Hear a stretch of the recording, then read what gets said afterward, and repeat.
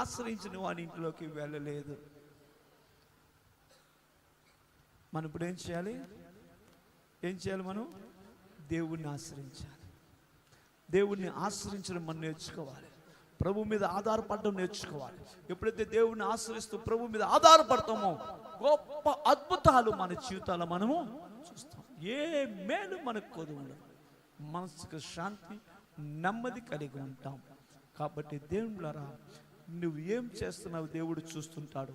నువ్వు ఎలాంటి పని చేస్తున్నావు దేవుడు చూస్తాడు. నువ్వు చేసే దేవుడు చూస్తున్నాడంటే నువ్వు చీకట్లో చేస్తున్న పనులు చూస్తాడు.